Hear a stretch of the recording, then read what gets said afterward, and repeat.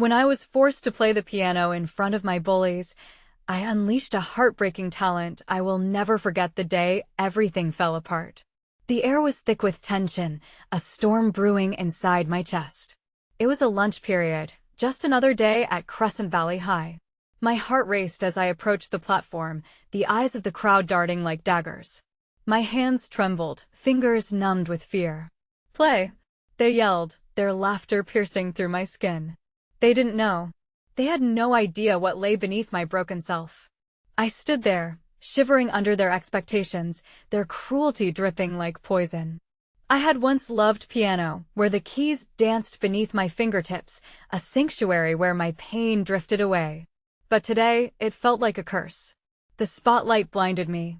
I could barely see the piano, its polished surface reflecting my wide, terrified eyes. I took a deep breath, grasping the edge of the wooden structure, feeling its coldness seep into my palms. I could hear my heartbeat, loud and unyielding. The murmurs from the crowd were a stark reminder of my isolation. I was utterly alone, even in a sea of faces. Then something inside snapped. I closed my eyes and let the music flow.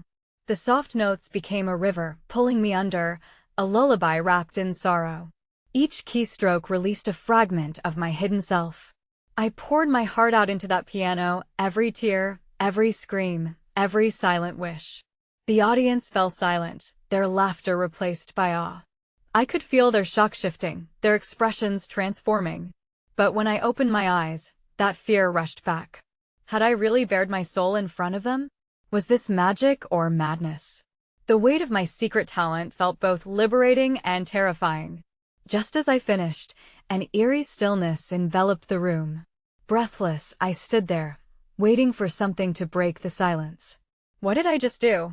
As their faces blurred into one huge question mark, I realized I had awakened something, a power that both thrilled and terrified me. What if my talent could change everything? Or was it too late for me to step back into the shadows? Hey, before we continue with this amazing story, I need to give you an important heads up. Many subscribers have reported that YouTube unsubscribed them without warning. Take a quick second to check the red button below to make sure you're still subscribed to the channel. I'd hate for you to miss any of the exclusive content coming soon. And while you're there, smash that like button, it really helps me out with the algorithm. Oh, and tell me in the comments, which city are you watching from? I love getting to know every amazing person who's part of this community. Your participation makes all the difference. Let's connect. The aftermath of my performance weighed heavily upon me, each step away from the stage feeling like a march toward an uncertain future. The stunned silence that had enveloped the room faded into whispers as I navigated through a sea of classmates, their eyes still glaring with a mix of confusion and curiosity. I could hardly breathe, every breath a reminder of what I had just laid bare. As I reached the safety of the hallway, I leaned against the cool wall, trying to ground myself. My heart hammered beneath my chest, a frantic reminder of the vulnerability I had just faced. They had seen Mirella, seen me. My fingers still tingled from the keys, but emotion churned within me, a whirlpool of relief and anxiety. Had I crossed a threshold that couldn't be undone? Hey! A voice came from behind me, sharp and unexpected, slicing through my thoughts. It was Mia, one of the few people who had ever offered me a sliver of kindness among the relentless waves of aggression at school. You were incredible up there. Her infectious smile illuminated her face, eyes sparkling with genuine admiration. I hesitated, feeling like a deer caught in headlights. No, I wasn't. They were just being nice to make fun of me, I managed to mumble, avoiding her gaze.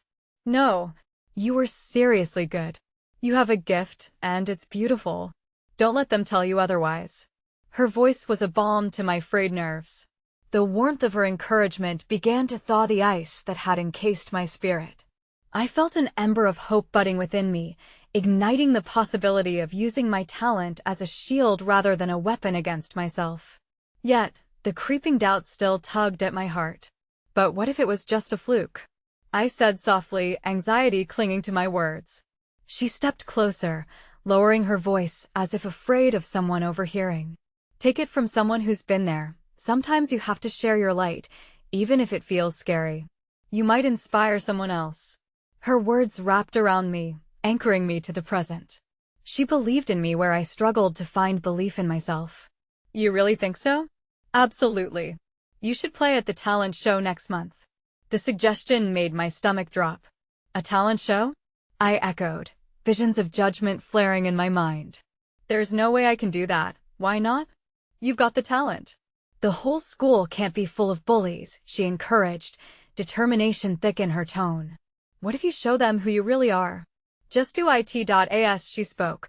A flicker of something began to ignite a reckless spirit that had long been dimmed by self-doubt.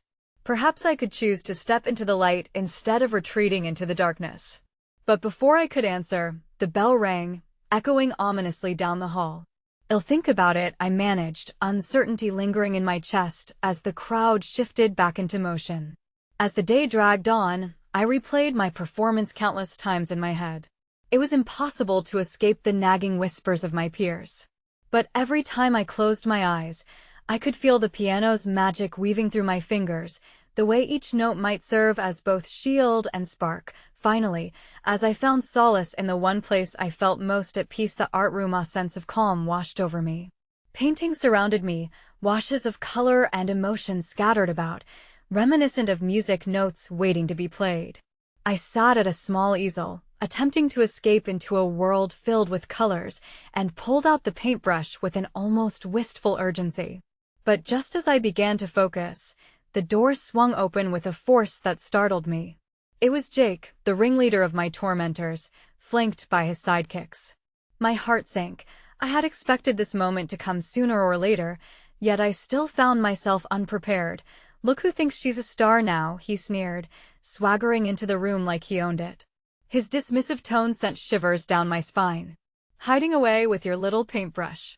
You might impress some people today, but we both know it won't last. Leave me alone, Jake, I murmured, unwilling to give him the satisfaction of emotion. He stepped closer, invading my space with a ruthless smile. Why would I? It's too much fun watching you squirm. You think anyone's going to stick around after that little show? They'll forget you by next week. Just another loser with a piano. With those words, I felt the hope Mia had ignited begin to falter, snuffed out by the cruelty of his presence. But just as despair took root, from the corner of my eye, I noticed a flicker of one of my classmates stepping into the room, an unlikely ally among the enemies. Leave her alone, Jake. It was Devin, a quiet guy from chemistry class. His stance was firm and resolute, a surprising bulwark against Jake's venom. What's it to you? Jake retorted, looking between us with a sneer. But he was clearly taken aback, his bravado momentarily shaken. She's talented, and you know it, Devin continued, stepping further into the room. You can't just bully her because you're scared of what she can do. That single act of bravery, the unexpected kindness from someone I hardly knew, spoke volumes. The chasm of loneliness that clouded my heart began to crack, filled with pinpricks of light. But just as I felt the tide beginning to turn, the bell rang again, signaling the end of lunch. Jake straightened, a furious fire igniting within him. He cast a dangerous glare over his shoulder before hissing one last remark that both lingered and clawed at my heart. This isn't over. And with that, he stormed out. My pulse raced and my hands shook, caught between the flickering flame of newfound hope and the shadows of fear. Devin turned to me, a shy smile creeping across his face, while I stood frozen, grappling with an overwhelming surge of conflicting emotions. The space felt charged, like a breath held in anticipation. I was trembling at the edge of something new, and yet I couldn't shake the ominous feeling that this was just the beginning. The whispers of my talent now felt like chains, binding me to both possibility and peril. Suddenly, the door swung open again, this time revealing Mia, her face radiant with excitement. I overheard what happened. That was amazing, I can't believe you stood up to him. But as I caught her gaze, my heart sank deeper. Something in her expression shifted, the flicker of worry shadowing her smile. In that moment, I realized that beneath the surface of this growing friendship, deeper fears loomed. Would anyone be strong enough to stand with me when the storm finally broke? The haunting thought made my skin prickle, and I turned back to my easel, wondering quietly if the real battle was still waiting just ahead. Maybe, I whispered, more to myself than anyone, just maybe, this could be the bridge to something real. But in my heart, I knew the path ahead remained treacherous, and just as hopeful paths emerge, darker shadows were lurking. Would they draw me in, or would I finally find the strength to rise above? The air in the art room thickened with uncertainty, oppressive yet charged with the promise of something profound. I stood there, swirling emotions battling within me, each conflicting thought grappling for dominance. Jake's cruel smile replayed in my mind like a relentless nightmare, while MIA's glowing encouragement flickered like a fragile flame. But Devon's unexpected intervention brought a measure of warmth, igniting a series of questions I hadn't dared to ponder. What if I accepted this frail glimmer of hope? As minutes stretched into what felt like hours, Mia broke the silence, stepping closer to my easel. You can't let him get to you. That was brave of you, Devon. You shouldn't feel ashamed because you're talented, she said, her voice steady yet soft. Brave? I echoed, the word strange upon my tongue. I had only felt small, very much the opposite of brave. But what if it was just luck? What if they take it back? Devon shifted uncomfortably, glancing between me and Mia. You're not alone in this. It might take time, but you'll find your people, the ones who see you, really see you. The idea sat heavy in my chest, stirring an ache for belonging that had been dormant for so long. My heart raced, caught between the stirring ember of hope and the tempest of anxiety. What if they never come? I whispered, my voice laced with doubt. Just then, a sharp knock rattled the doorframe, and it swung open to reveal Mr. Chin, our art teacher, his hands tucked deep into the pockets of his paint-splattered apron. He possessed a quiet demeanor that belied a profound understanding of the weight of artistry. A slight crease formed in his brow as he surveyed us. I hope I'm not interrupting anything important, but I overheard some commotion. No, Mr. Chin, we were just I started, but he cut me off with a soft smile. I know that look, he said, his voice soothing like a balm. Sometimes, it takes a little push to bring out the artist hidden inside. But remember, every artist feels vulnerable. It's a part of the process. His encouraging presence felt like a sanctuary, washing away the remnants of Jake's venom. Just then, Mia nudged me, her eyes wide with a spark of mischief. He should hear you play. Why don't we set up a little impromptu performance right now, here? My voice cracked nervously, apprehension bubbling to the surface. I glanced at the piano tucked neatly against the wall, its keys whispering promises of music and fear all at once. Why not? Mia urged, stepping towards it. No one's here but us. It's safe and no judgments. Devon nodded in agreement, and I could feel the tide shifting again, my heart racing in synchronicity with its beats. Could it really be that they wanted to support me?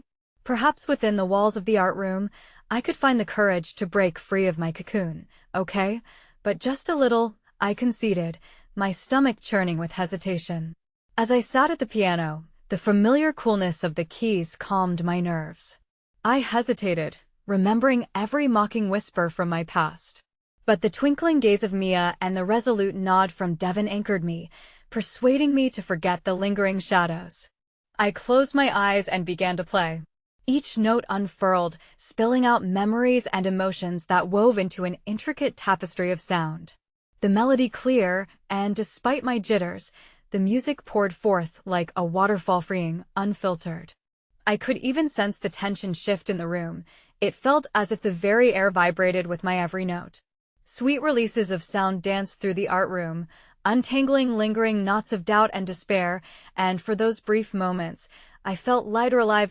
As the last note hung in the air, a soft silence enveloped us, a testament to the emotions shared within those fleeting moments. Slowly, I opened my eyes, realizing that MIA's face glimmered with unrestrained joy, and even Devon sported a proud smile. But then, the moment shattered. The door swung open again, this time with greater force, and in strode Jake. The surprise flickered across his face, soon replaced by an expression I could only describe as menacing. Disbelief. Playing the piano now? Guess it wasn't enough to humiliate yourself on stage. He sneered, each word a deliberate blade aimed at my heart. What do you want, Jake? I gathered what little bravery I had left, but even in my defiance, I felt him unwinding the threads of hope I had just begun to weave. Just thought I'd check up on the big performance. You must think you're the next Mozart, he taunted, his voice layered with ill-veiled mockery. But let's be real, everyone here knows the truth. You're still the same loser hiding behind a set of keys. In that moment, Devon stepped forward, his body a protective wall pressing against Jake's poison. You need to leave, he said firmly, a calm authority to his tone that surprised even me. You don't have any right to come in here and ruin something beautiful. Jake's sneer faltered, shifting into a flicker of anger mixed with confusion as the tension spiraled. But before he could retaliate, the unmistakable sound of a phone buzzed loudly, interrupting the charged atmosphere. The vibrations echoed, and all eyes darted toward Devon, who fumbled in his pocket. As he pulled out his phone, his face paled visibly. No, that can't be.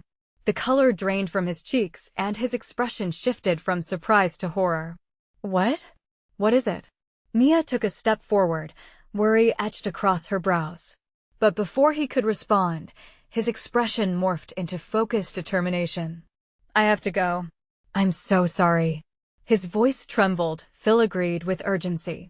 With that, he rushed from the room, leaving a question hanging heavy in the air.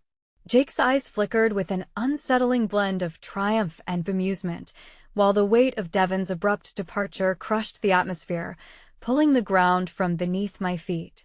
Suddenly, the fragile walls I had just begun to build came crumbling down, the uncertainty swelling once more as I realized that my flicker of hope had split into 1,000 paths, each shadowed by the fear of loneliness. The air was stifling around me, suffocating in its promise of isolation. This isn't over, Jake smirked again, lingering as if to plant seeds of doubt. My heart pounded, and I could feel the doubt creeping back in. Would I ever escape this cycle? Would I find the courage to reclaim my artistry when the darkness loomed so close? Each moment that passed felt like a race against time, a story unwritten, and all I could do was hold on for better or worse. The art room felt like a twilight zone, filled with heavy silence and unresolved tensions swirling in the aftermath of Devon's abrupt exit. I could still hear the echo of the last note I had played, a haunting reminder of the beauty I had almost embraced. But the moment was tainted, twisted by Jake's derision, leaving the warmth and excitement of music feeling distant and unattainable. What do you want, Jake? I repeated, my voice barely above a whisper, hoping to inject some strength I didn't feel. His smirk widened, relishing the fragility of my spirit. I just wanted to see how you're handling your little fan club. Guess we found out that talent doesn't save you from being a total loser. He made a show of inspecting the room, his gaze dripping with disdain. What? You think being a second-rate pianist will change anything? Mia's hand gripped my shoulder with reassurance, but I could feel her warmth fading under the weight of Jake's contempt. The air thickened again around us, shimmering with unspoken fears and heavy heartbeats. I couldn't let him loom over me. Not when I had just tasted the sweet hint of acceptance. But before I could respond, Kate, one of the quieter students from down the hall, slipped inside, her eyes wide. Are you okay? She murmured, clearly catching the tension unraveling in the room. Her soft tone bore a kindness that cracked through the suffocating atmosphere. What do you care? Jake sneered, casting a sidelong glance at her. Kate raised her chin defiantly, undeterred. This isn't about you, Jake. You don't belong here. For a split second, I felt the room shift, the tides turning just enough to bring a breath of hope. Yet, Jake's laughter shattered that flicker. Oh, look, we've got the timid artist trying to be brave. Is this your new support group? So sad. Just leave, I managed, my voice trembling, but infused with a hint of something Newa resolved to stand my ground. To my shock, Mia stepped forward, her face a mask of fierce determination. This is our space, Jake. You're not welcome here. The sound of thick silence swallowed Jake's arrogance, and for the first time, I saw a flicker of uncertainty cross his face. But it vanished quickly, replaced with purpose as he turned on his heel. Whatever, losers. Enjoy your little pity party. He stormed out, the door slamming behind him, leaving shockwaves in his wake. In the sudden quiet, fresh tension settled in the space. No one moved, wrestling with the shadow of Jake's words. Finally, Mia broke the silence, her voice shaky yet bright. "You were amazing, you know? You played so beautifully." She spun to Kate. "And you just walked in like a guardian angel." "Thank you, Dot, of course," Kate replied, her unease melting slightly as the warmth of the moment wrapped around us. "I've felt the same way too. Sometimes, when I create, it feels like all the noise of the world disappears." Devon's departure loomed in my thoughts. Where had he gone?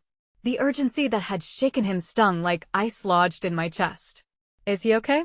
I finally asked, my voice not quite finding the reassurance it sought. MIA's brow furrowed in concern.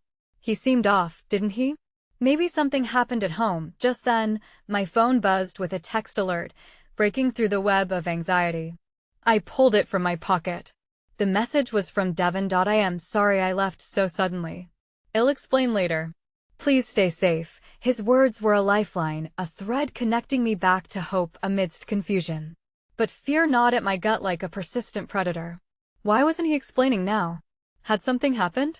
Before I could dwell on it too deeply, Kate's voice broke through again, pulling me back into the moment. "Can you all promise something? After everything, we should keep supporting each other?" "No matter what anyone says," she stated earnestly, her gaze unwavering. "Yes." Mia chimed in, her enthusiasm igniting a spark. "Let's turn all this negativity into something powerful. Our work, everything we create, let's make it loud." I felt the warmth bloom within me again, a tender notion of belonging knitting together what had frayed. "Yes, let's show them we're more than what they say." And just as we began to weave plans, the sharpness of uncertainty returned when footsteps echoed outside the art room.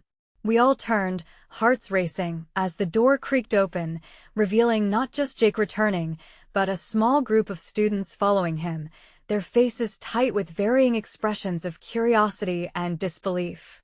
The air erupted with tension anew, as Jake smirked and gestured for them to enter. "Look who's been playing the piano. I think we should see if she really is as talented as they say. What do you think?" Everyone could use a little entertainment, right? My heart sank, realizing Jake had orchestrated this moment to trap Maya twisted spectacle for his amusement after all. The fragile cohesion we had just built began to splinter, but Kate's hand once again squeezed my shoulder, grounding me. "Stand strong," she murmured, her voice steady despite the fear threading through her. In that moment, a new fear bubbled within me, a mix of dread and determination. I wasn't ready to return to the shadows, but what would happen now? The crowd loomed ahead, a whirlwind of judgment, and amidst that cacophony, I wondered if I would find the bravery to unleash the music again, or if I would be silenced forever by the weight of doubt. I sat frozen for a heartbeat that felt like eternity, trapped between fear and the echo of my own heartbeat. The stares from Jake's group felt like knives, waiting to carve me open and expose every vulnerable secret I had buried deep. It would be so easy to crumble, to let his mockery suffocate me. But Kate's hand was steady on my shoulder, a lifeline amidst the growing chaos. "Let's go," I whispered urgently to Mia and Kate, the instinct to flee clawing at my insides. But just as I turned to leave, a voice poured over me like warm honey, capturing the attention of the crowd. "You should perform," said a tall boy with untamed curls and a smattering of freckles, the one I recognized from history class. Dylan. He had always seemed quiet, observing from the edges, but now his gentle smile held an unexpected kindness. "Music isn't about proving yourself. It's about expressing who you are." My breath hitched in my throat, and a flicker of hope ignited. Yet Jake, quick to quash any flicker of defiance, stepped forward, arching an eyebrow. "What's wrong? Afraid she's going to embarrass herself?" His laughter reverberated off the walls, thickening the air with tension. "Let her play," Dylan insisted, his voice unwavering against Jake's derision. "If she's as good as you all say, it won't matter what anyone thinks." Mia caught my eye, and in that fleeting moment, I sensed the strength of our newfound bond stretching between us, weaving a thread of courage I hadn't known I possessed. The lingering fear tugged at me like a raging tide, but deep within, the desire to stand up for what I loved began to eclipse my terror. "Fine," I said, my voice wavering, but the determination was there. "I'll play." And if I mess up, at least I won't be the only one embarrassed here. The gravity of my admission hung in the air, urging me to confront the unseen barriers I had built around myself. Jake's smirk faltered for a brief moment, but then he shrugged, as if I hadn't thrown down a gauntlet. "I'm all for a little show," he replied, crossing his arms. "Let's see if this will actually be worth our time." I took a deep breath, stealing a glance at Kate, who nodded encouragingly. I stepped toward the piano, every stride filled with a mixture of trepidation and resolve. The instrument loomed ahead of me, its keys glinting under the fluorescent lights like a twisted puzzle I was determined to solve. One note at a time. As I perched on the seat, my fingers hovered above the keys, trembling like the surface of a still pond disturbed by a sudden gust. I searched the audience, trying to focus past the smirking faces, weaving my way through a sea of judgment until my gaze landed on Dylan. His steady nod anchored me, a reminder that my music was a story waiting to be told, not a spectacle to be criticized. I pressed down a key, its clear note resonating in the air and shattering the stillness. The sound echoed through the room, wrapping around me like a curtain, shielding against the prying eyes. Slowly, I began to play, each note unfurling like petals in bloom. I could feel the music swirling inside me, the melody pouring out, raw and unfiltered. With every stroke, the ghosts of insecurity and fear began to fade, replaced by a fragile but soaring spirit, but trepidation dripped down my spine. It was impossible to predict how my peers would react. Would they scoff, laugh, or, worse yet, remain silent? Yet something inside me burgeoned, a need to express, to push back against the weight of Jake's scorn and my own doubts. The notes leaped and danced across the room, drawing in breaths from the surprised crowd, and just then, as the melody reached its pinnacle, I caught sight of Devin in the doorway, his face a mask of concern and curiosity. He didn't interrupt, but the mere act of his presence sent a surge of emotions crashing over me. Relief, worry, and admiration coiled like a serpent in my gut. But before I could allow myself to fully process what his appearance meant, a sudden cacophony erupted. One of my keys, sticky with disuse, let out a sour note that sliced through the melody like a knife. I faltered. The music momentarily shattered as my heart plunged. Jake laughed, the sound sharp and mocking against the whispers of the crowd, bringing me back to the glaring reality of my circumstance. "See? I told you she was just a wannabe. This is pathetic." My fingers froze, poised above the keys, uncertainty flooding back through me like a wave. Anger and disappointment wrestled within, each vying for control as I glanced around the room, seeking validation against the disappointingly familiar disdain. But then, a flicker of defiance ignited deep within me. With newfound resolve, I struck a chord, louder and more pronounced than before, resonating with every ounce of my being. "This is for me," I reminded myself. "For everyone who ever felt silenced." The notes surged forth, lifting the weight of doubt off my chest as I poured everything into the music, and then, just as I felt the swell of hope lift me higher, the door swung wide open, and before I could register the shift in atmosphere, another familiar figure stepped inside. It was Sarah, someone I had longed to reconnect with, her eyes wild with an urgency I couldn't decipher, and at that moment, I felt the roof cave in on me. "Devin!" she cried, rushing past the stunned audience straight toward him. "You need to come with me." Her words pierced through the music, and as the chaos erupted around me, Jake cackling, murmurs surging, my heart-pounding eye was left dangling in a web of uncertainty. What had happened? Why were they both here? Even in my moment of empowerment, I found myself spiraling toward a cliff I hadn't anticipated, engulfed in questions and fears that pooled around me, waiting for a moment of release. The music faded into an echo, and the tension that had ballooned in the room suddenly deflated as Sarah's frantic expression cut through the haze of bravado I had fought to maintain. Jake's snickering halted, his curiosity piqued by the unexpected interruption, while the audience turned to watch the unfolding drama. Devin's face transformed, shifting from my moment of being center stage to the raw concern for Sarah. "What's going on?" His voice was thick with urgency. I watched as he stepped towards her, the warmth I had felt moments ago now replaced by a creeping chill. Her breath came in quick gasps, as if the words were racing against each other to find release. "It's my brother's, he's in trouble. I tried to get to you," but her voice cracked, and in that instant, I saw the vulnerability in her eyes that mirrored my own fears. A seasoned warrior stripped, revealing the fragility we each safeguarded beneath layers of bravado.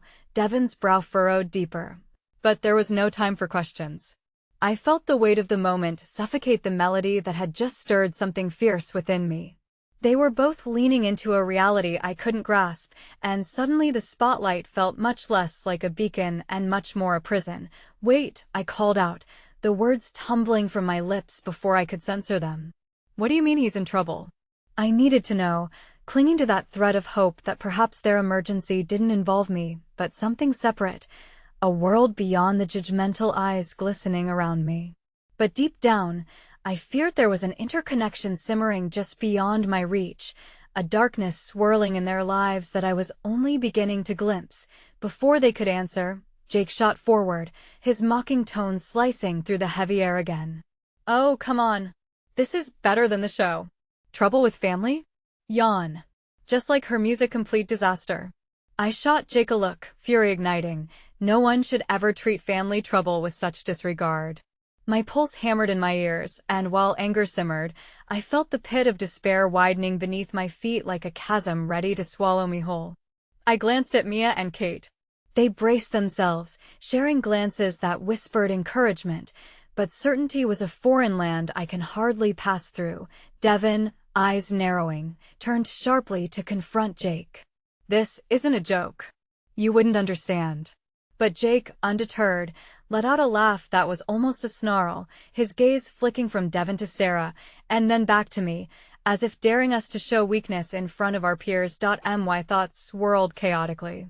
I wanted to rise above, push through the discomfort, and prove that I wasn't merely a punchline to their cruel jokes. But Sarah's sudden arrival weighed down the flickering flame of my resolve. The sound of her distress cast a long shadow over whatever confidence I had gathered. "Please, Devon, just listen to me." Sarah's voice trembled, barely registering amidst the clamor of ridicule and disbelief. I yearned to reach out, to offer a hand or some kind words, to bridge the chasm that had seemingly opened between us, but my own turmoil caught me in its current, and then another figure stepped into the fray, a girl from the crowd. One I had barely recognized until now. Isabella, fellow music student known for her striking passion and undeniable talent, suddenly spoke up, her voice cutting through the tension like a shard of glass. "Guys, stop. This isn't about you. If she's brave enough to play here, we should support." Jake scoffed, but for a moment, the collective energy of the audience shifted. Isabella's unexpected kindness cracked the facade that Jake had painted over the festering vulnerability within us all. Devon stepped toward Sarah, determination etching lines across his features. "What happened? Tell me, please. I can help." The moment felt raw and sacred, the air thick with an energy that buzzed with unshed feelings, secrets, and fears that had long lurked in the shadows. But Jake, unwilling to let the moment simmer in compassion, pressed closer to me, his smirk sharpened into a scowl. Don't forget about her mistake," he called out, pointing at me. "How's that playing going? Or should we just wave a white flag now?" My heart quickened, caught between indignation and the weight of my own embarrassment. I gazed at Dylan, who stood stiffly on the sidelines. Through that storm of emotions, he caught my eye and gave a simple yet reassuring smile, reminding me that I was not entirely alone, and just as I felt the swell of purpose rising again within me, as if the music from earlier was lingering in the air like a promise waiting to be fulfilled, the fluorescent lights flickered, plunging the room into chaos. The power flickered, then faltered. Darkness enveloped us, leaving only the faintest suggestion of silhouettes amidst the unyielding black. Panic bubbled over, voices erupting, but in that shadowy embrace, I found clarity sharpening my focus. I could either succumb to the fears that had gripped me during my earlier performance, or use this moment, this wave of chaos, as a chance to confront the tangled web of emotions. "Enough!" I shouted, my voice breaking through the confusion. It hung in the air, raw and powerful, as I pushed through the uncertainty. "You think this is easy? You think humiliating me is something that's going to turn you into a star?" I inhaled deeply. "Play? I will.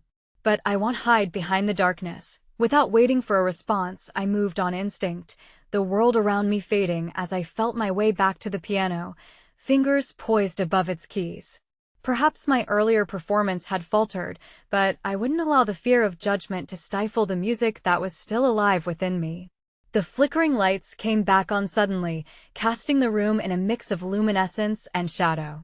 But just as I began to play again, calling forth the notes that bubbled to the surface, the realization crashed over Meth Crowd's whispers had quieted, not out of amusement, but intrigue. I was no longer the target of Jake's ridicule, yet the shadows cast by Sarah and Devon's turbulent exchange loomed larger, and I still didn't know if I had the strength to confront what lay between us all. Unanswered, their looming crisis deepened the chasm of uncertainty. Ella. Sarah's voice rose above my melody, barely audible but clearly tinged with desperation, pulling me back from the brink of my resolution. Please, we need you to help us. Her plea echoed through me, igniting a storm of questions and fears that spiraled into an unmistakable cliffhanger. My moment of bravery collided with the uncharted waters of their turmoil, tying our fates together in a wave of uncertainty, leaving me to wonder if I could face the depth of vulnerability my own music summoned, or if this moment could swallow me whole. The rush of notes spilled from my fingertips, pouring out the unease I tried so hard to keep at bay. My heart thrummed along with the melody, drowning out the insistent whispers that previously taunted me. The crowd was no longer filled with ridicule. They had transformed into a curious audience, watching as I bared my soul upon the keys. But even as I played, Sarah's words echoed hauntingly in my mind. We need you to help us. Help. The weight of that request loomed heavy above me, promising intertwining paths that could lead to devastation or, perhaps, solidarity.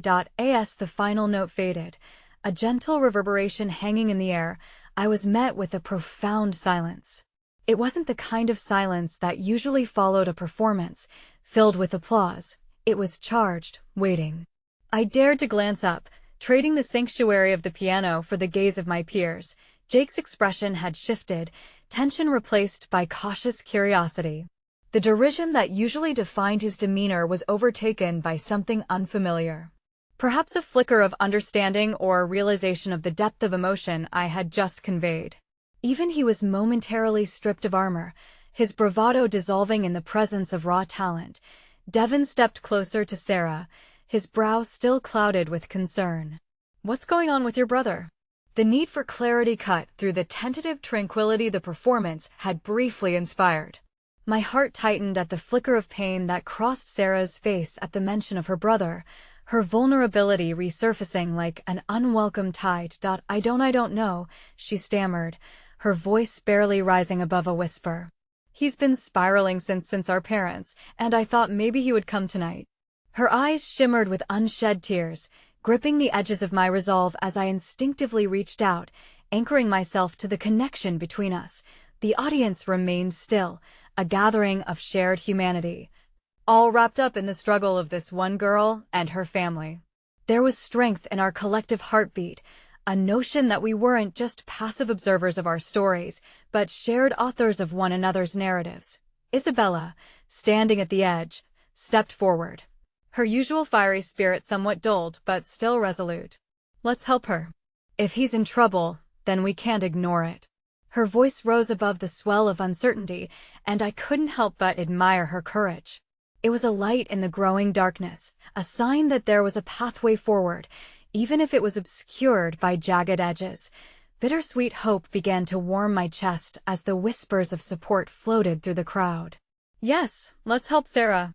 They were voices I had never known I craved, speaking of solidarity and compassion. A realization began to seed itself. Maybe, just maybe, this collective turmoil didn't have to fracture us. But before I could wrap my thoughts around these burgeoning ideas, the doors to the auditorium swung open with a displeasing clatter. The figure that stood silhouetted in the doorway was unmistakable Thomas, Sarah's brother. His face was pale, marked by shadows that seemed far heavier than the dim lighting of the room could account for. Anxiety gripped my heart as I took in the torn fabric of his shirt, the signs of struggle etched across his features. He wasn't just troubled.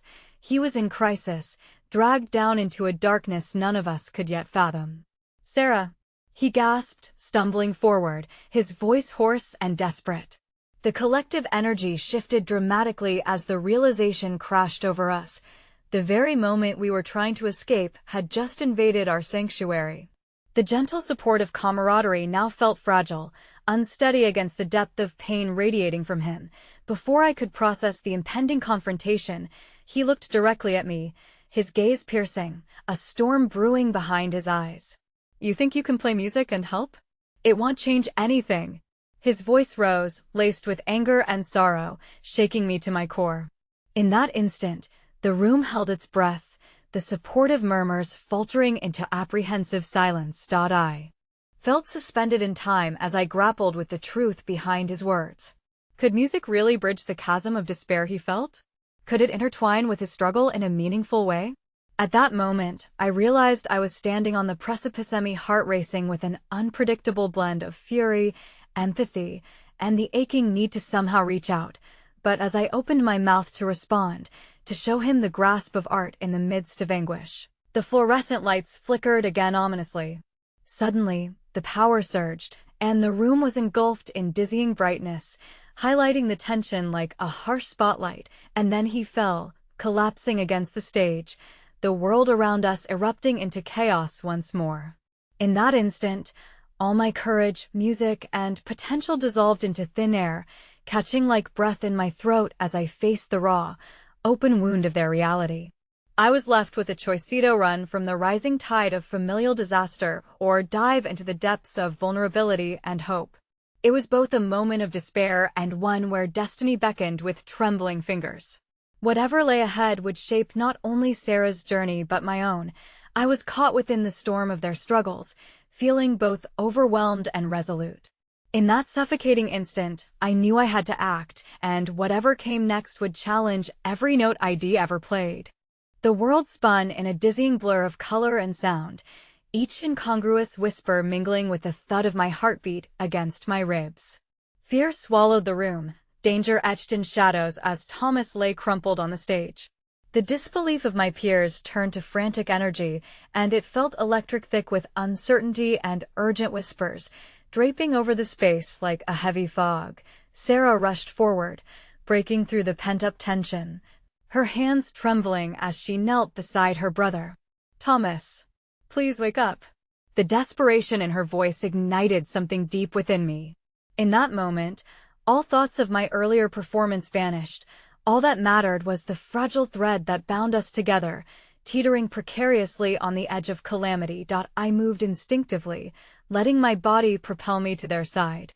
As I knelt close, I locked eyes with Sarah, her fear aching a mirror reflecting my own gutsy determination, mixed with a growing sense of dread. I bent down, urging my voice to break through. "He needs help. Someone call an ambulance." The words tumbled from me as my breath hitched, and I realized we were in a race against time. Jake, standing nearby, took initiative. His voice steadied as he yelled to the crowd, "Someone call 911. Now!" The urgency ignited a rush of action, an unseen cord binding us all in this moment of pure, shared humanity. Faces turned toward the exit, tension rising, yet in the chaos I felt strangely anchored.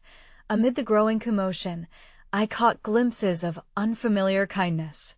Isabella had swung into action, positioning herself at the edge of the audience, gathering strangers into a huddle, directing them with assertiveness I had never seen in her before.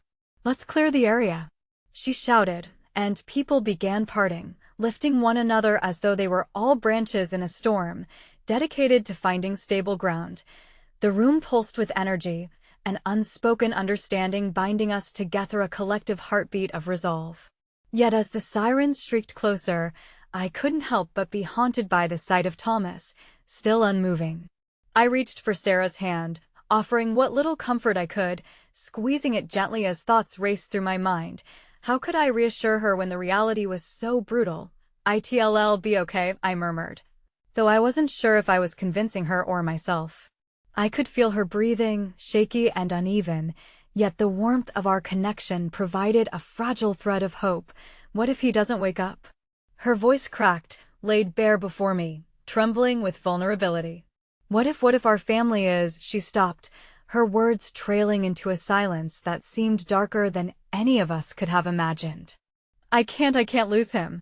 The realization that no amount of music could save him fractured the cozy rhythm we had spun around ourselves, and I felt the sharp edges of despair tear through my heart. Yet, somewhere within that terrifying void, I heard something shift, a tiny but undeniable murmur that echoed amidst the cacophony. The sirens arrived, sirens that filled the room with a cacophony of anxiety, and the paramedics slipped through the doors, their professionalism illuminating our chaos with purpose. I watched as they worked quickly, effortlessly, weaving through our tangled emotions and focused only on the urgency of the moment. Despite the tension, as they lifted Thomas onto a stretcher, a glimmer of hope moved through me. It felt like a lifeline thrown in the midst of drowning, a reminder that amidst the chaos, there were forces at play determined to help. I stepped back, a breath catching in my throat as I watched Sarah catch up with the paramedics, her hand gripping her brother's, her voice a soothing balm against a wound that festered between us. And in that moment, just as my heart began to lift, a stranger, someone who I had never noticed before, approached me. She was young, with gentle eyes, and her presence seemed to radiate understanding and tranquility. "You're the one who played that beautiful music," she said softly, the weight of recognition in her gaze. "It was magic. Don't forget that." Magic. The word hung in the air, a fragile thread that could represent either the art I had shared or the ties of humanity we had woven in this moment. It reminded me that even in the face of despair, music transcended walls we never realized existed. But just when I thought the flicker of connection would reignite hope, I caught sight of Thomas being wheeled out, his body still lifeless, the storm within my heart swirling into a whirlpool of apprehension. The room began to shift around me, the brightness of the fluorescent lights feeling suffocating, and I turned to look at Sarah, wishing to convey all my support, all my hope. But as I glanced back, our eyes locked, and for the briefest moment, I saw an unfathomable pain unfold in her gaze, a haunting realization that spoke of deeper wounds, of struggles yet to surface. Then, behind her, I caught a glimpse of something, a flash, a message, a slip of paper clutched tightly in her hand. I could feel panic rise within me as I realized it wasn't a simple note. It was a photo, a deeply personal relic. But before I could voice my concern, Thomas's distant figure was whisked away, the doors swinging shut with the finality of a closing chapter. "Sarah, what was that?" My voice echoed with urgency, but she turned away, allowing her hair to fall into her face. And in that heartbeat, everything I feared and felt twisted in the air, undetermined and fresh. I wasn't sure if the battle to retrieve what we loved most would signal an end or new beginning, but one thing surged clear. What she clutched might unravel a truth even darker than Wed dared to confront. I reached out to her again, but before the words could leave my lips, she slipped out into the shadows, and I was left behind, caught again in the silence, surrounded by echoes of chaos and the weight of what would soon unravel. The ambulance doors swung shut, an abrupt end to the whirlwind that had enveloped us. I struggled to steady my racing heart, overwhelmed by the sudden emptiness left in the wake of the mass departure. My surroundings began to blur, the harsh fluorescent lights melting into a harsh glow that felt almost unreal. It was as though I stood on the precipice of a deep chasm, teetering on the edge of an unknown darkness. With trembling hands, I turned to search for Sarah. The worry clawed at my insides, a persistent gnawing that dismissed any optimism I might have conjured in fleeting moments. As the crowd began to dissipate, confusion gave way to something far heavier. The beautiful chaos had vanished, leaving behind a painful stillness that lingered like a dark cloud. Where did she go? I mumbled under my breath, anxiety pooling in my chest. I scanned the area, heartache constricting around me. What was hidden beneath that slip of paper? What truth lay nestled in the confines of her grip? Was it a message of hope or something more sinister? There was an urgency to find her, a whispering intuition that urged me to delve deeper into the torment scrawled across her face. I pressed through the remnants of concerned faces still lingering in the air, seeking the strength to confront the unknown. Eventually, I found her, sitting alone on the edge of a nearby bench. Her back was turned, and I could see her shoulders trembling slightly, as if each breath she took was unwinding threads of anguish. As I approached, her fingers interlaced around the piece of paper still cradled in her grasp. I hovered for a moment, not wanting to intrude upon her pain but unable to retreat back into silence. "Sarah," my voice was tentative, brushing the edges of her sorrow. "Can we talk?" Slowly, she turned to face me, her eyes more alive than I'd seen earlier, but it was the kind of intensity that felt barbed and raw, pain simmering just beneath the surface. I sat beside her, the absence of words palpable, the air heavy with what had yet to be discussed. "I don't know what I'm going to do if Thomas," her voice faltered, cascading into a broken whisper that felt like a knife twisting in my gut. He's my brother." "I know," I replied, heart aching in tandem with hers, wanting desperately to reach for her hand, but hesitant under the weight of the unspoken. "But we will do everything we can to help him." "You have to believe that." Somewhere beyond the storm of grief that surrounded her, a flicker of something warm ignited in her gaze, a tracing of memories that pointed toward brighter days shared between siblings. Yet, as her eyes fell down to the folded edge of the photo before her, the warmth faltered, replaced by shadows of uncertainty. "What if I can't?" she whispered, her voice tinged with a desperation that sent shivers coursing through me. "What if I lose him? You don't understand what that's like." I swallowed hard, recalling the weight of my own uncertainties, the unshakable loneliness that seemed to edge into every crevice of my mind. "I may not understand exactly, Sarah, but I know what it feels like to be afraid of losing what you love." I hesitated, searching for the right words. "It's tormenting." She offered me a small nod, her walls beginning to crack as vulnerability seeped through. "You still have your music," she said quietly, "your talent. You can pour your soul into it, but I can't lose a piece of mine." As the shadows deepened in her eyes, a sudden surge of fear rushed through me. "What do you mean?" I searched her expression, leaning in closer, trying to gauge the depth of her pain. The tremor in her voice returned. "Thomas was the one who always protected me. He was my anchor." Without him, her voice broke, and the weight of her tears fell unchecked. "I don't know if I can find my way back." I felt a wave of emotion wash over me, helplessness mingling with the desire to be strong for her, to stand in the gap that Thomas once filled. "But you're not alone," I pleaded, reaching for her hand. "You have me. We'll navigate this together." Her hand remained still, an unyielding reminder of the chasm that had opened between us, and suddenly the memory of that photo flashed before my eyes again. "What's that picture, Sarah?" The corner of her mouth quirked up, a faint semblance of her usual light, but it faded away just as quickly. It's a memory. Something I thought I lost. Can I see?" I begged, desperation bleeding into my voice. At first, she hesitated, but then finally, she opened the paper, revealing the immediate snapshot of their family, captured on a summer day filled with laughter. Thomas' arms slung protectively over Sarah's shoulders. They both beamed in innocent joy, the kind of happiness that felt far removed from the storm we faced now. A heaviness settled around us. "This was the last time we were all happy together," she murmured. "Before everything unraveled." "What do you mean?" I pressed, sensing that this was a pivotal moment, a tipping point where something more profound lay beneath the surface. And as her gaze met mine, the gravity of her whispers plastered the room in silence. There's a reason behind how Thomas changed," she began, the tremor palpable in her confession. "It's something I've kept hidden, and if anything happens to him," her breath caught, raw vulnerability spilling into the open air, forging an invisible bond between us. "Tell me," I implored, letting the surge of shared pain guide me, but just then a loud commotion erupted from the nearby entrance, causing us both to turn. The ambulance team had returned, their expressions grave. In their midst was a figure I hadn't forgotten, the person responsible for the turmoil. It felt like fate colliding with our moment as the unmistakable truth splashed across my heart. Time seemed to stand still as I locked eyes with the intruder, a face from our past that held an indelible connection to all our misfortunes, a harbinger of loss that could tear apart once stronger ties. I felt Sarah stiffen beside me, the revelation wrapping around us, bitter and cold.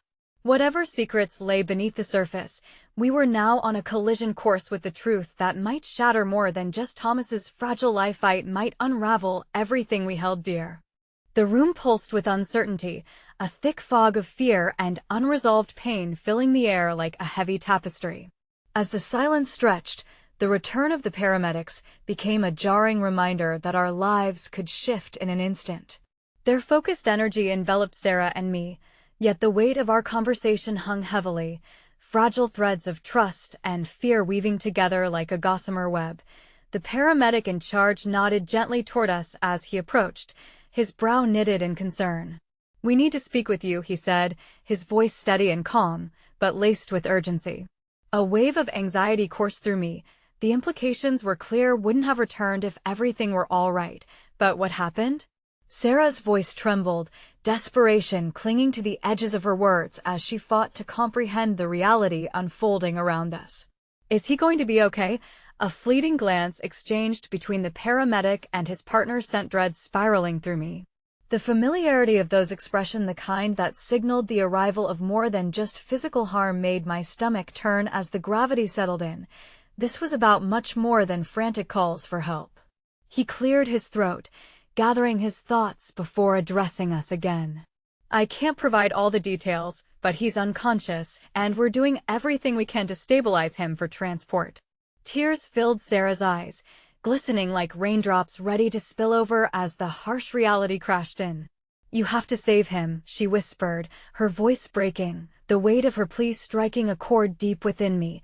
Resolute compassion sparked within the pit of my heart, igniting the need to support her through the encroaching turmoil. "We will help," I reaffirmed, stepping closer. "We'll be there. You're not alone." My words were raw, untempered and unfiltered, yet I hoped they could anchor her in the chaos swirling around us. The paramedic nodded solemnly, and as they prepared to ask Sarah to join them, the urgency pressed through my skin. Awareness of the shadows that loomed large behind us. Just when I thought the ground beneath me would swallow me whole, the door swung wide once more, and a new figure emerged from the periphery. It was Devin. "Sarah, what happened? Where's Thomas?" His voice radiated a familiar warmth, a shelter from the tempest, and relief washed over me.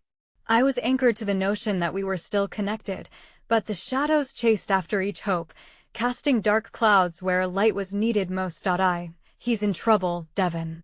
He collapsed. Sarah's voice barely made it past the lump of anguish lodged in her throat. "He may not wake up." The weight of her admission hung heavy, a solemn chant echoing through the growing tension. Devin stepped forward, his eyes filled with determination, pulling Sarah into a fragile embrace. "We'll get through this together," he whispered, his voice soft but resolute. This conflict, however, remained entangled like a mismanaged tapestry, a tangle of histories and emotions intertwined within our collective experiences. But before any more comfort could cascade through our group, Jake reappeared, his arrogance unfurling like a dark flag amidst our fragile sanctuary. "Fancy a show of pity? What about your precious little piano prodigy?" He jeered, reintroducing ridicule into a moment that demanded connection and compassion. "Shut up, Jake!" I shouted, my own rising fury cutting through the noise. I felt like I was teetering at the edge, the precarious balance of hope and despair threatening to spill over into a painful abyss. "Who even cares if this girl can play?" he retorted, casting his gaze upon me with disdainful smirk that felt like daggers aimed straight at my heart. "It's not going to change anything. Not with your friend in there." My heart sank again, tangled in Jake's cynical words while I felt Sarah pull away from Devin, anger fueling her grief. "How can you say that?" she exploded, her voice raw and trembling with suppressed emotion, matching the tremor in her hands. "He's my brother. He's worth more than your taunts." The room fell into an uneasy silence as the paramedics continued their work, no longer distracted by Jake's presence. Something shifted in Sarah's resolve, her heart emerging as a beacon in the gathering storm. "You need to leave us alone. We're fighting for something real," she forced out, the embers of courage igniting her. With newfound ferocity, she clutched the photograph, a symbol of their connected history, and pointed accusingly at Jake. Music and love can change the world, I added fiercely, my voice resolute. You wouldn't understand because you've never lost sight of what matters. The words pressed from deep within, a heartborn flame igniting with every beat, the music of my soul aligning with the truth we were fighting for. In that tense standoff, I watched as doubt flickered across Jake's expression, momentarily troubled by the shift in the atmosphere. But just as quickly, he masked it with bravado. Keep telling yourself that, loser. With that, he turned and walked away, leaving behind a residue of confusion mingling with hurt. But before the silence fell once again, before I could catch my breath, I noticed a figure at the edge of the hallway. Isabella, visible through the gathering crowd. Her face was lit with determination, and I could see sincerity ripple through her features. Enough, Jake, she said, stepping into the light like a renewed comet. You've bullied her long enough. This is more than your pathetic mockery, it's life or death. A collective gasp rippled through the audience, and the words breathed renewed strength into our struggle against darkness. As Isabella joined us, I could sense a shifting energy among my peers. Where once silence clung heavily to the air, now voices were rising in unison, a singular determination shaping our reality into something alive and vibrant. Uplifted by this newfound alliance and a shared essence of humanity, the shadows shrank back. We're here for her, for Harry, and for hope, Isabella proclaimed, her voice steady, unyielding, and as the urgency thickened, the paramedics finished prepping Thomas to leave. One of them turned to address everyone in attendance. Thank you for your support. Now is the time for us to leave, but we will keep you updated with any developments. As they whisked Thomas away, a swirling storm of hope wrestled alongside despair. We all realized that the fate of Sarah's family lay intertwined with our own, a tapestry of lives irreversibly anchored together. In that moment, I felt Sarah's hand brushing against mine again, a thread of connection woven effortless through our shared experience, and somehow, this small stimulus made all the anguish we had faced thrum with purpose. Holding her gaze, I understood that my own artistry could shine in the healing light of solidarity. Maybe there was a way to channel this starlit pain into a harmony that transcended fear, the symphony of our existence, as it reached toward healing. Those intermingling truths lingered, their presence alive within our collective vulnerability. Armed with purpose, I vowed to be the bridge in this chasm that threatened to rip us apart. Sarah needed music now more than ever, and as the threads of our stories intertwined with one another, I felt a surge of belonging ripple through me, awakening a tempest of emotion that promised to heal. Let's be here for each other, I spoke softly, weaving my fingers through hers. Together, we can make sure that everything is going to be okay, yes. Her eyes locked onto mine, shimmering brightly with unshed tears, reflecting the hope that flickered deep within. I need you. I can't do this without you. But even the strength of those words couldn't blind us to the darkness creeping at the edges of realisha, bitter reminder that the road ahead would be anything but easy. Today we had faced chaos, but tomorrow? Tomorrow we would fight with music, compassion, and unwavering support, creating a resonant melody against the stark brutality of uncertainty, united by the tender threads of connection forged between us. I felt the power of human resilience ripple through the air as so often hidden secrets emerged, transforming pain into a bittersweet harmony only our shared story could compose. And as I leaned in, urging life and art to entwine spirals of grace enveloping the others, I whispered the melody locked within me, letting it shape our resolve as we stepped into the unknown hand in hand. Let's make our voices heard, I said, inspired by the bond we shared, ready to rise against the shadows. Together, we would cradle uncertainty and hope like a song waiting to be played until the last note tumbled from our lips. Out of this crackling energy of both fear and love, I understood that the fragility of music could be our weapon, and as we stood at the precipice together, I clutched that truth tight and vowed to let music lead us toward the light. In unison, breath held and hearts racing, we gave voice to the melody of our reality like an anthem that had climbed from the depths, of promise that the day of reckoning would herald rebirth. In this symphonic embrace, I realized finally that it was in the echoes of song that we could reclaim every moment lost to darkness, musical threads binding us within the tapestry of our lives, and through that harmony, perhaps, even transcend the pain. Tomorrow we'll play again, I said resolutely, the sounds of our laughter blending into hope. That powerful promise ignited, a candle burning brightly against the vast darkness. And from here on, we would face it together, our story echoing long into the night, a melodies spun from heartache and resilience whispered into the wind. As the echoes of our shared struggles enveloped us, an undeniable truth clung to my heart, a promise, a memory woven into art, and in the fragile stillness of the moment, I knew it was just the beginning. Together, with each note we played, we would heal.